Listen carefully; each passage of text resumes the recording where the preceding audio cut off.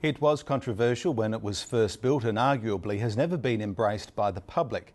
Now the future of the Hajek sculpture on Festival Plaza is in doubt as the government and other stakeholders make plans for the prime piece of real estate that don't include the sculpture.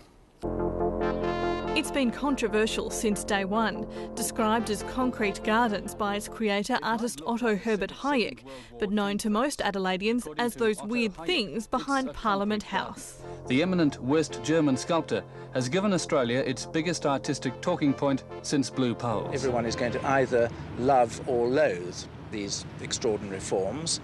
I hope that eventually more people will love them than loathe them, but there's going to be no halfway mark. Anthony Steele was the Festival Centre director when the Hajek sculpture was first designed and built. It hasn't worked. Hajek was a very determined man, and he wasn't interested in anyone else's opinion. And I don't think he listened when he was told, as I'm sure he was, that it was going to be extremely hot in summer, very windy and wet in winter, and generally unwelcoming at most times of the year. In the decade since its 1977 opening, the plaza has been left to decay. The paint has faded, parts have been graffitied, the concrete is chipped and riddled with concrete cancer. The car park below leaks when it rains and appears to need structural supports. Certainly it has been let run down in the most appalling way. I think we've been very rude to the artist by allowing it to become as run down as it is now. Well, this is an area that clearly is run down. It hasn't had anything done to it since 1980. And frankly, it is an eyesore. I think most people would agree with that. But what we wanted to do was find out, well, what is the master plan for the Riverbank precinct? Is this part of the master plan? Family First MP Robert Brokenshire is trying to find out from the state government what it plans to do to improve the prime piece of real estate. Months ago, he put in a Freedom of Information request on any documents on development plans for the space. But so far, all he's got is a determination from the Ombudsman that some documents should be released.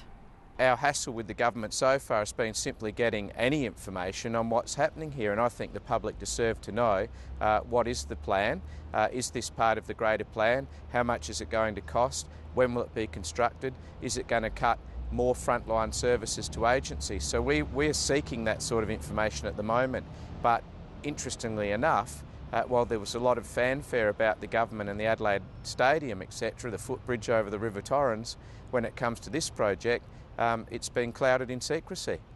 What Robert Brokenshire has found is this website for a company that conducted a feasibility study, which includes demolition and reconstruction of the plaza and car park.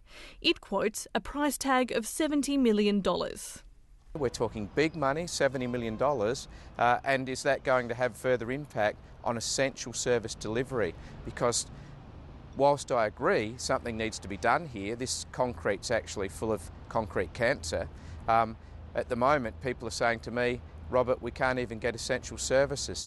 The man in charge of the Festival Plaza, along with the entire riverfront development, is Infrastructure Minister Patrick Conlon. He says the reason the government hasn't responded to Robert Brokenshire's Freedom of Information request is the involvement of the private sector in the plans. The thing about that Festival Plaza is that what we did is go to the private sector, possible private sector participants, say, give us your ideas for this. Now we're in the process of working through that. They are third party. That's third party information. It's not our decision as to whether that's available to people. That is information owned by private third parties. Most of the year it's deserted, but earlier this year it was brought alive by the Adelaide Festival Club Barrio. Adelaide Festival Centre CEO Douglas Gautier says a Federation Square-style redevelopment could draw crowds all year round. He's commissioned an independent study that found 2 million people would come through the square in its 5th year of operation. Like the people who put this place together 40 years ago, we are thinking for the next 20, 30, 40 years ahead. This is probably the most important opportunity, I think, that Adelaide has in terms of positioning the city. And we should take it with gusto and with real application. And so we all need to get behind it. The Festival Centre has a 10-year plan for an upgrade of the entire precinct, including a new Festival Plaza and car park and a footbridge connecting it to Adelaide Oval. The Infrastructure Minister says the plaza will be redeveloped, but what form it will take is still being discussed. He admits that it's a tough time economically and says money for the redevelopment will come from the private sector. We've got our money out there. We don't believe we need more from the government. This is about the private sector now really taking up opportunities. So the convention centre has a very substantial upgrade. I think it's 400 million in total. Got Adelaide Oval on the other side, a footbridge, a contribution to the precinct out of that built form too, from taxpayers' money. The rest of it's up to the private sector, as it should be. Patrick Conlon envisages the plaza tying sport, entertainment and the arts together in the precinct, and he hasn't ruled out putting buildings on the space. There's a chance you'll see buildings there. There has to be, though, good public domain, better than it is at present. That's an absolute non-negotiable. There's no doubt there'll be built form around the precinct. That's all part of getting people there. It looks like whatever happens, the Hajek sculpture's days in the Festival Plaza are numbered. Would you be sad to see it go? Not really. I don't think it matters.